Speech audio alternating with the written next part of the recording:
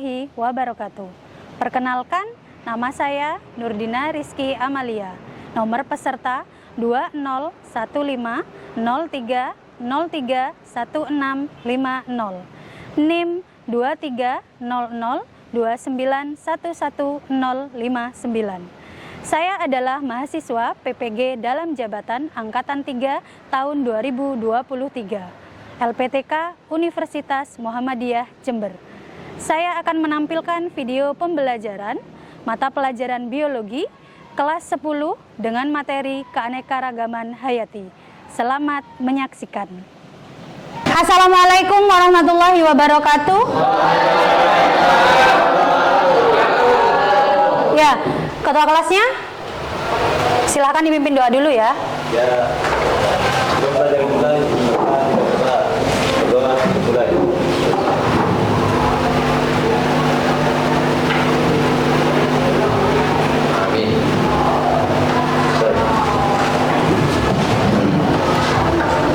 Saya absen dulu ya, Nak. Adakah yang tidak masuk hari ini? Siapa?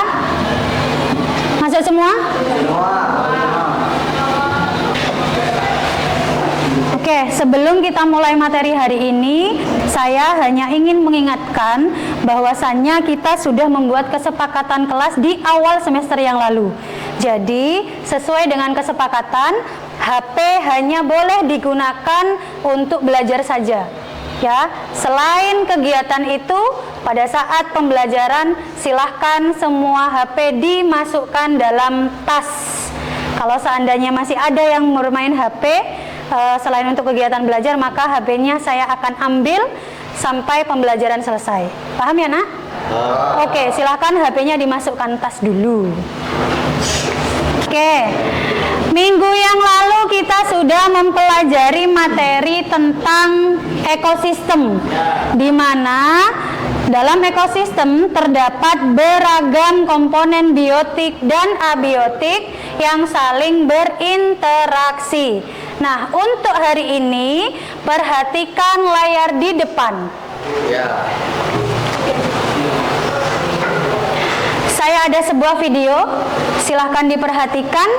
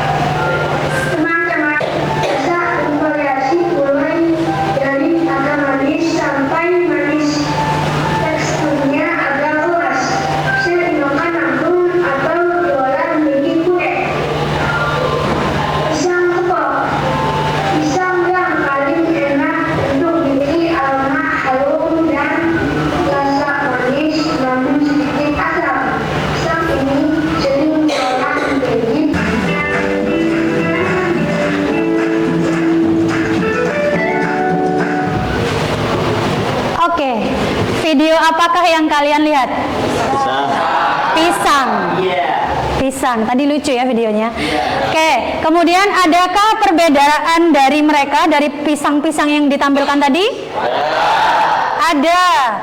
Nah, perbedaan itu masuk dalam keberagaman ataupun keanekaragaman hayati yang akan kita bahas hari ini.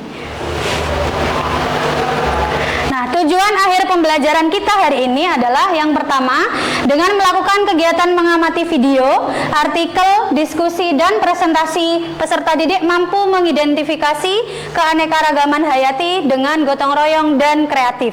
Kemudian tujuan akhir yang kedua yaitu dengan melakukan kegiatan mengamati video, artikel, diskusi, dan presentasi, peserta didik mampu mengidentifikasi 3 tingkat keanekaragaman hayati dengan gotong royong dan kreatif. Kemudian yang ketiga, dengan melakukan kegiatan mengamati video, artikel, diskusi, dan presentasi, peserta didik mampu mengidentifikasi 3 morfologi dari tumbuhan salak, atau nama ilmiahnya adalah Salaka zalaka, dengan gotong royong dan kreatif. Kemudian yang keempat, dengan melakukan kegiatan mengamati video, artikel, diskusi, dan presentasi, peserta didik mampu menganalisis keanekaragaman tingkat genetik tumbuhan salak atau Salaka zalaka dengan gotong royong dan kreatif. Pembagian kelompok, silakan diperhatikan ke depan, dibaca ya nama-namanya. Ini sudah saya bagi kelompok. Sudah nah? Sudah. Oke. Nah, kegiatan pembelajaran kita hari ini ada beberapa penilaian yang akan saya lakukan. Yang pertama adalah penilaian presentasi kelompok. Jadi nanti pada saat kalian presentasi itu akan saya nilai mengenai penguasaan materinya, kemudian penyampaian kalian saat presentasi itu saya akan nilai. Kemudian penilaian yang kedua ada penilaian profil pelajar Pancasila atau P5. Yang pertama ada gotong royong. Kemudian yang kedua adalah penilaian P5 yang kedua adalah kreatif. Kemudian ada lagi penilaian LKPD. LKPD itu adalah lembar kerja peserta didik yang nantinya akan kalian kerjakan bersama dengan kelompok masing-masing. Kemudian ada lagi penilaian post-test, di mana di akhir kegiatan kita akan melakukan post-test sesuai dengan apa yang kita pelajari hari ini. Kemudian langkah pembelajaran kita hari ini ada 5. Yang pertama adalah orientasi siswa pada masalah. Kemudian yang kedua adalah mengorganisasi siswa untuk belajar. Kemudian yang ketiga, membimbing penyelidikan individu dan kelompok. Kemudian yang keempat adalah mengembangkan dan menyajikan hasil karya. Kemudian yang kelima adalah menganalisis dan mengevaluasi proses pemecahan masalah. Nah, sebelum ke langkah yang pertama, silahkan kalian duduk dengan kelompoknya masing-masing sekarang.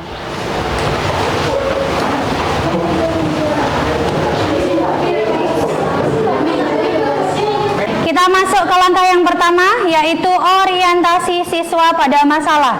Sebelum itu saya akan membagikan LKPD kepada setiap kelompok.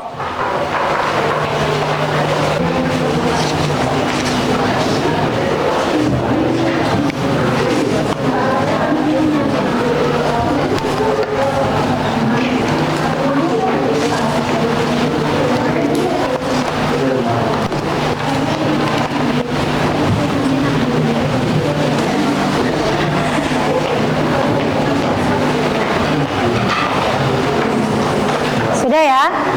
Oke, perhatikan. Baca dan cermati kembali tujuan pembelajaran yang akan dibahas pada diskusi hari ini.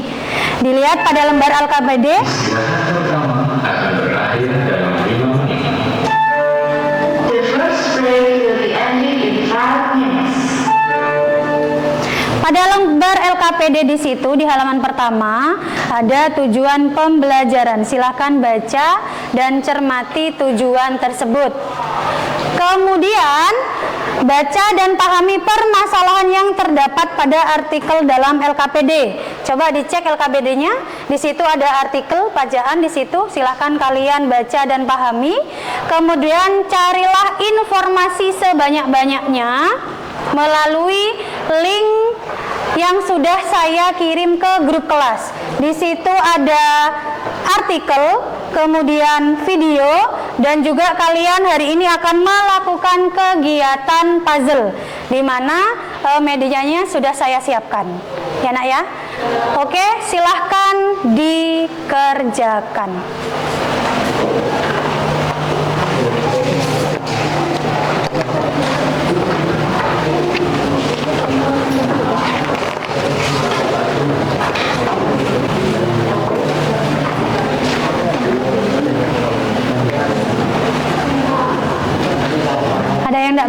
penting, nah.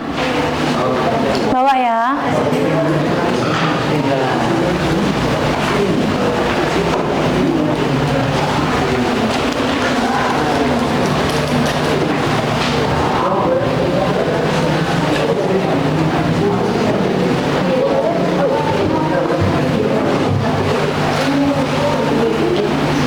Oke, kalau sudah selesai kita lanjut ke langkah yang kedua, yaitu mengorganisasi belajar. Yang pertama adalah identifikasi atau definisikan masalah yang kalian temukan setelah memahami bacaan pada suatu artikel, video, dan juga puzzle shopping. Kemudian yang kedua adalah definisikan masalah yang kalian temukan pada kolom yang telah disediakan. Kalau tadi kalian sudah menemukan rumusan masalahnya, maka silahkan kalian tuliskan pada kolom yang ada di situ ya, di LKPD. Di situ ada masalah 1, masalah 2, masalah 3, dan masalah 4.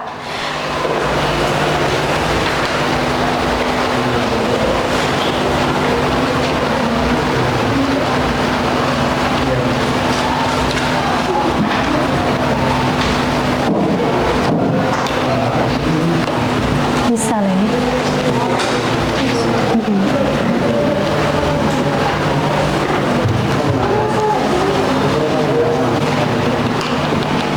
Sudah.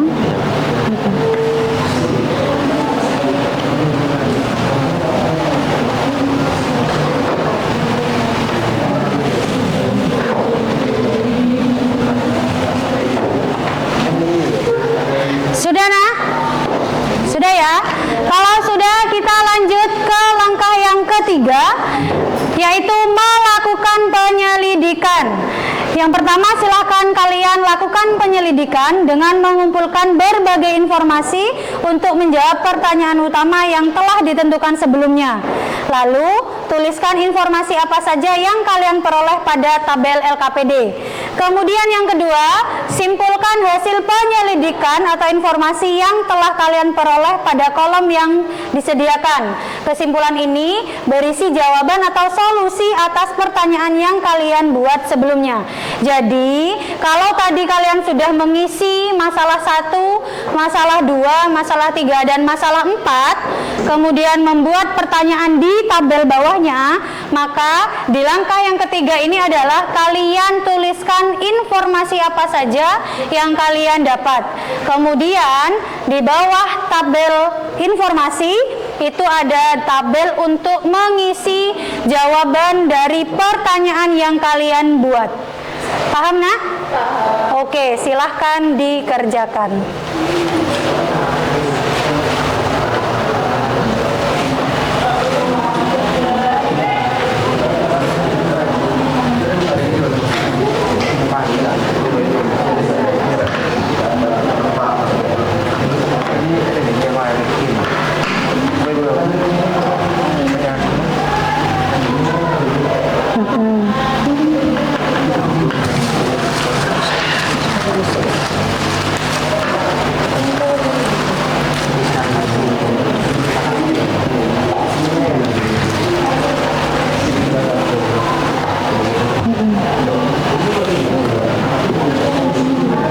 Sudah, kita lanjut ke langkah yang keempat.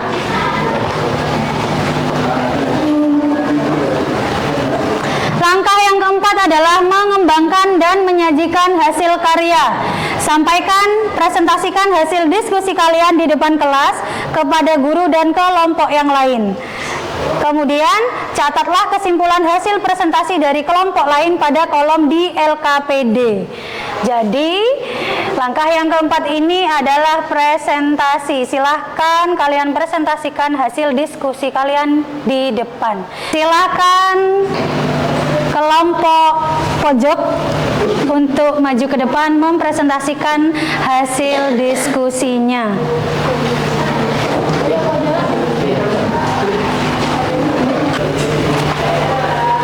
Assalamualaikum warahmatullahi wabarakatuh. Waalaikumsalam warahmatullahi wabarakatuh. Kami dari kelompok 1 akan mempresentasikan keanekaragaman hayati pada buah salak. yang akan dibacakan oleh teman saya yaitu Ajeng. Di sini saya akan menyampaikan hasil pengerjaan LKPD dari kelompok kami.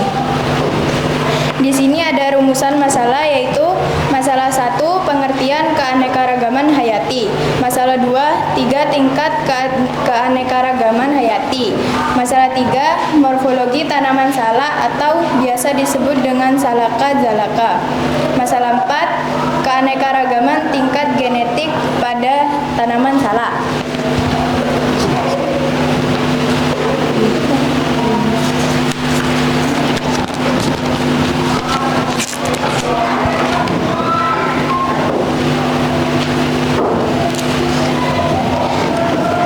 Selanjutnya muncul pertanyaan yaitu pertanyaan 1, apa yang dimaksud keanekaragaman hayati? Yang kedua, apa saja tingkatan keanekaragaman hayati? Yang ketiga, bagaimana morfologi tanaman salak atau salaka zalaka? Yang keempat, bagaimana tingkat genetik tanaman salak? Dan Saatnya jam kelima dimulai. It's time to begin the fifth lesson. didapatkannya informasi, yaitu informasi 1, keanekaragaman hayati adalah keberagaman dari makhluk hidup yang terjadi karena akibat adanya perbedaan warna, ukuran, bentuk, jumlah, penampilan, dan sifat-sifat lainnya. Informasi 2, keanekaragaman tingkat genetik, keanekaragaman tingkat spesies, keanekaragaman tingkat ekosistem. Informasi 3, salak merupakan salah satu buah tropis yang saat ini diminati oleh banyak masyarakat. Keunggulan buah salak yakni memiliki kandungan gizi yang cukup tinggi. Informasi 4, salak atau salaka zalaka dengan varietas salak pondok atau salaka zalaka farpondok, salak gading, salak madu, dan lain-lain. Biji salak berwarna coklat berbentuk persegi dan berkeping satu. Dalam satu buah salak mengandung 1 atau 3 biji. Kulit buah salak tersusun seperti genteng dengan warna bervariasi. Pada varietas hijau berwarna coklat kehitaman, pada varietas merah hijau berwarna merah kehitaman. Pada varietas kuning berwarna coklat, pada varietas hitam berwarna hitam, pada varietas merah kuning berwarna merah, dan pada varietas merah hitam berwarna hitam. Sudah. Apakah ada yang mau ditanyakan? Apa? Perkenalkan, nama saya Amelia Ziani. Di sini saya akan bertanya, bagaimana cara meningkatkan tingkat genetik buah salak? Dilakukan dengan cara introduksi, persilangan, manipulasi genom, manipulasi gen, atau bagian kromosom. Sudah? Sudah. Sudah? Oke, boleh diakhiri? Baik, terima kasih. Sekian presentasi dari kami. Assalamualaikum warahmatullahi wabarakatuh. Kasih plus untuk temannya.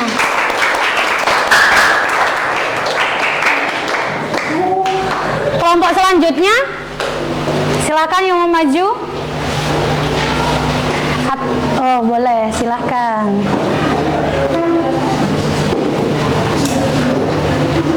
Assalamualaikum warahmatullahi wabarakatuh.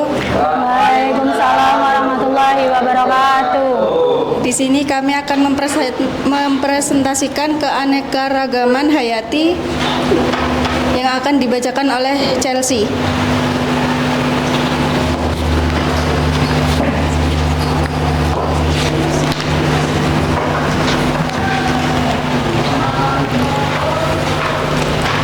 Saya akan mempresentasikan tentang keanekaragaman hayati pada tumbuhan salak.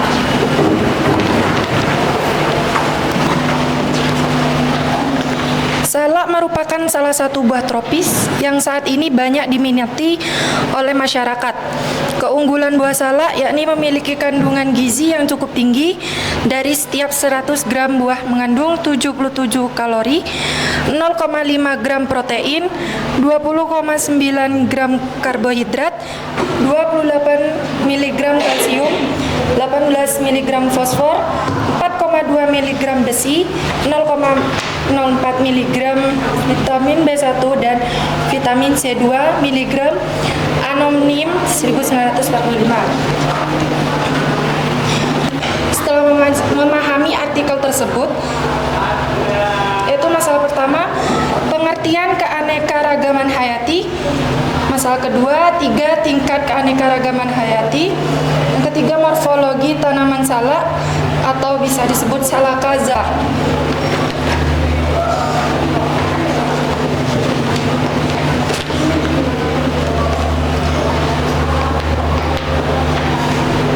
Saya membuat pertanyaan yang berkaitan dengan masalah yang akan diselidiki dan dieksplorasi, yaitu yang pertama, apa pengertian keanekaragaman hayati?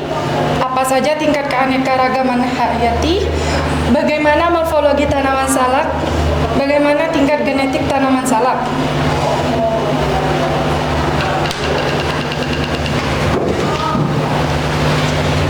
Ada 4 informasi yang kami peroleh. Yang pertama, keanekaragaman hayati disebut juga dengan biodiversitas. Keanekaragaman hayati merupakan semua makhluk hidup di bumi, termasuk semua jenis tumbuhan, binatang, dan mikroba.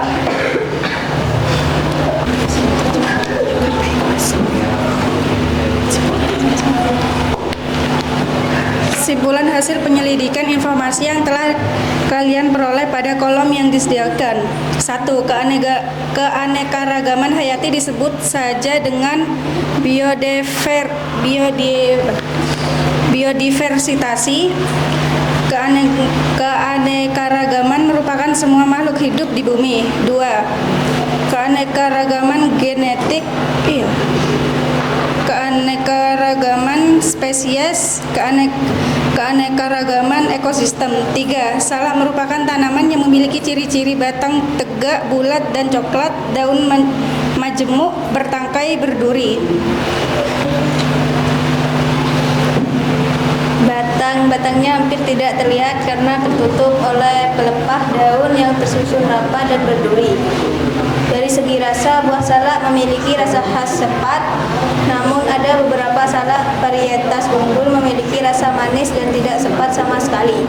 Sebagai buah segar, salak mengandung nilai gizi yang cukup tinggi dari beberapa jenis salak. Salak mempunyai akar berbentuk akar serabut. Biji buah salak berwarna coklat berbentuk persegi dan berkeping satu. Dalam satu buah salak mengandung 1-3 biji. Kulit buah salak tersusun seperti genteng dengan warna bervariasi. Daun tersusun menyirip, termasuk daun sempurna, yaitu mempunyai helai daun, tangkai daun, dan pelepah. Tangkai daun tersusun roset, sehingga batang sangat pendek dan seolah-olah tidak ada. Pada permukaan tepi daun, pangkal, dan ventral tangkai daun terdapat duri tempel yang warnanya relatif sama.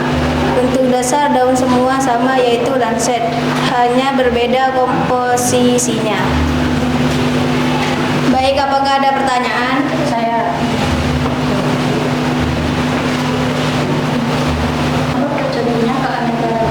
Apa penyebab terjadinya keanekaragaman hayati? Terjadinya keanekaragaman hayati yaitu karena adanya perbedaan warna, ukuran, bentuk, jumlah, penampilan, dan sifat-sifat lainnya. Bagaimana? Sudah? Silakan diakhiri. Sekian presentasi dari kami. Wassalamualaikum warahmatullahi wabarakatuh. Waalaikumsalam warahmatullahi wabarakatuh.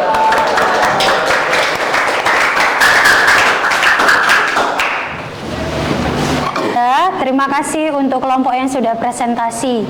Kalian luar biasa. Kita lanjut ke langkah yang kelima, yaitu menganalisis dan mengevaluasi proses pemecahan masalah. Lakukan evaluasi dari hasil diskusi yang telah dilakukan. Jadi, evaluasi kita hari ini adalah dari yang sudah presentasi apa, Nak? Evaluasinya. Tadi ada pertanyaan, bagaimana cara meningkatkan tingkat genetik pada tumbuhan salak. Tadi jawabannya apa tadi? Dengan cara apa? Iya, kemudian persilangan, terus? Iya. Ya. Tetapi pada tanaman salak, cara meningkatkan tingkat genetiknya dengan cara menggunakan biji dan juga tunas. Jadi bisa ditanam, kemudian bijinya juga bisa melalui tunas ya. Kemudian tadi pertanyaan yang kedua, apa tadi? Bagaimana? Apa penyebab terjadinya keanekaragaman hayati? Jadi jawabannya apa? Ya, adanya perbedaan warna, adanya perbedaan ukuran. Kita lihat manusia saja beda-beda ya. Itu yang menyebabkan keanekaragaman hayati. Nah, sekarang lakukan menjawab pertanyaan kunci yang ada pada LKPD. Itu merupakan langkah yang terakhir. Silahkan kalian bisa isi jawaban dari pertanyaan kunci. Itu ada di halaman paling akhir. Silahkan dikerjakan.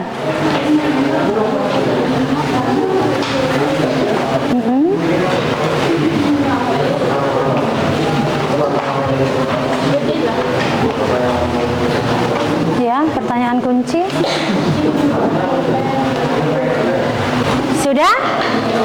Sudah. Kalau sudah, silakan dikumpulkan LKPD-nya ke depan. Oke.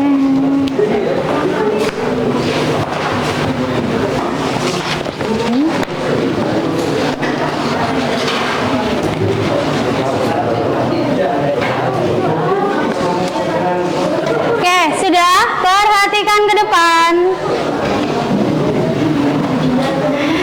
Jadi, keanekaragaman hayati adalah atau disebut juga dengan biodiversitas.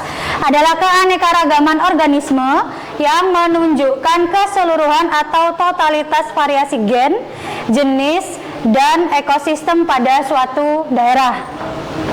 Kemudian tingkat keanekaragaman hayati itu ada 3. Yang pertama adalah keanekaragaman genetik, yaitu suatu keanekaragaman pada makhluk hidup yang muncul karena ekspresi gen yang berbeda-beda. Keanekaragaman gen menyebabkan bervariasinya susunan genetik sehingga berpengaruh pada genotip. Genotip itu sifat, dan fenotip. Fenotip itu adalah penampakan luar suatu makhluk hidup. Contohnya adalah perbedaan warna kulit seseorang. Itu masuk pada keanekaragaman tingkat genetik. Kemudian yang kedua ada keanekaragaman jenis. Keanekaragaman jenis disebut juga keanekaragaman spesies.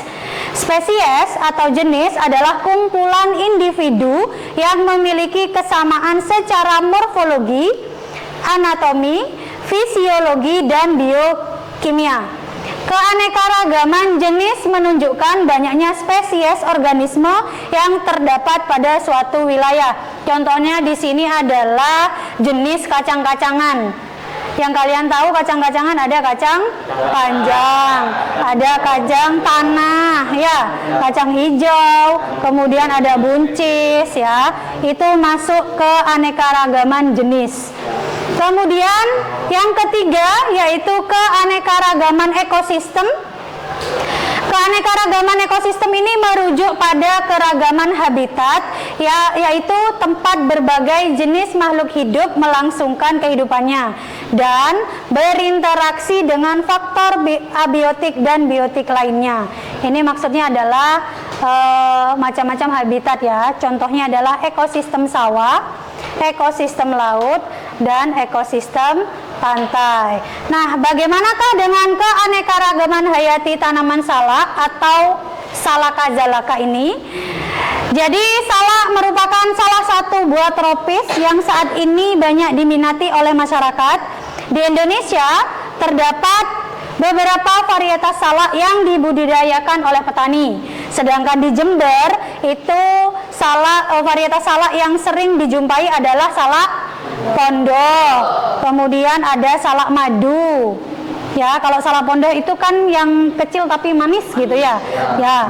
Kemudian ada salak madu. Salak madu itu yang biasa salak ada di masyarakat sekitar. Biasanya kalau yang nanam itu adalah salak madu. Kemudian ada salak Bali atau bahasa ilmiahnya adalah Salaka edulis. Dan jenis salak-salak tersebut merupakan keanekaragaman hayati tingkat gen, karena mereka semua termasuk dalam satu spesies, yaitu Salaka zalaka, namun berbeda varietas. Jadi tadi yang LKBD-nya menjawab bahwa salak merupakan masuk ke dalam keanekaragaman tingkat gen, berarti jawabannya benar. Kemudian morfologi itu sama dengan ciri-ciri ya.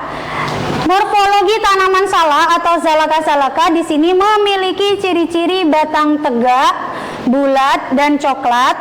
Kemudian daunnya majemuk, bertangkai, berduri, anak daun tidak bertangkai, bentuknya lancet, ujung runcing, tepi dan pangkal rata. Permukaan bawah berlapis lilin, panjangnya 50 sampai 75 cm, lebarnya 7 sampai 10 cm, berwarna hijau. Sedangkan bunganya tongkol, bertangkai, panjang bunga 7 sampai 15 cm, berwarna coklat muda. Buahnya berbentuk bulat telur, bersisik tersusun rapi, berwarna coklat, berdaging putih, terbagi 2 sampai 3, berwarna coklat kehitaman. Bijinya keras, berbentuk bulat atau lonjong dengan diameter kurang lebih 1,5 cm, berwarna coklat kehitaman. Kemudian akarnya berserabut dan berwarna coklat muda. Morfologi buah salak ini bervariasi tergantung dari varietasnya. Kemudian bagaimana cara meningkatkan tingkat genetik pada tanaman salak atau Salaka zalaka? Hasil pengamatan di perkebunan salak di sebagian besar menunjukkan bahwa perbanyakan atau reproduksi tanaman salak umumnya menggunakan biji. Salak atau Salaka zalaka juga bisa dikembangbiakkan secara vegetatif dan generatif. Secara vegetatif dengan menggunakan biji, sedangkan secara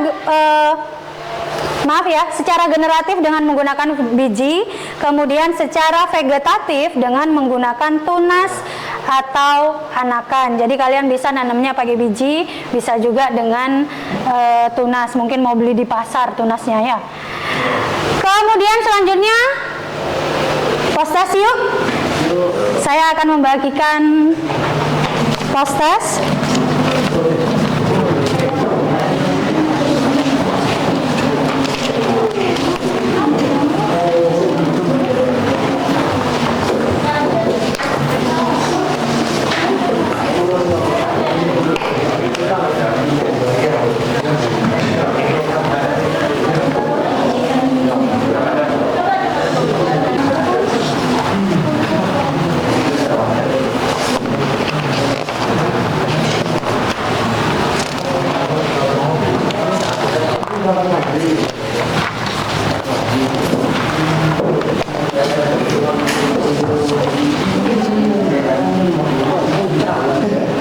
Silakan dikerjakan sendiri.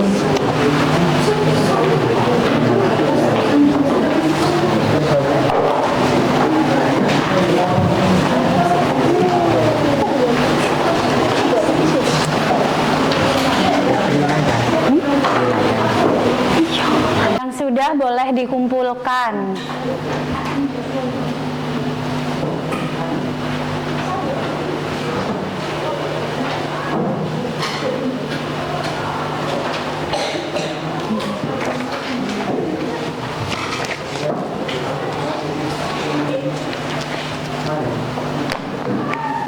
Sudah semua kan ya?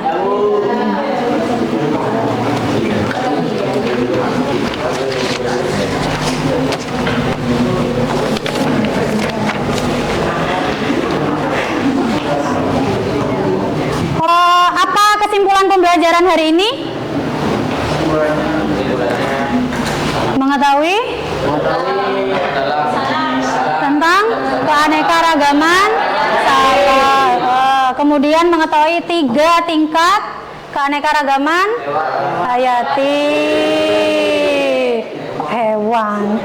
Kemudian juga kita mengetahui morfologi dari tanaman salah ya. Kemudian apa yang membuatmu tertarik saat belajar tadi? Mengetahui salah. Ya, oke. Kemudian apakah dengan diskusi yang kamu lakukan membantumu dalam belajar hari ini? Mengapa demikian? Karena lebih cepat ya hasilnya ya kalau mengerjakan. Oke, sudah selesai. Oke, nah untuk pertemuan berikutnya silakan kalian pelajari materi tentang bioteknologi konvensional dan juga modern. Silakan bisa dipelajari di rumah ya. Minggu depan kita masuk ke materi tersebut. Oke, terima kasih. Sampai ketemu minggu depan. Saya akhiri. Assalamualaikum warahmatullahi wabarakatuh. Waalaikumsalam warahmatullahi wabarakatuh.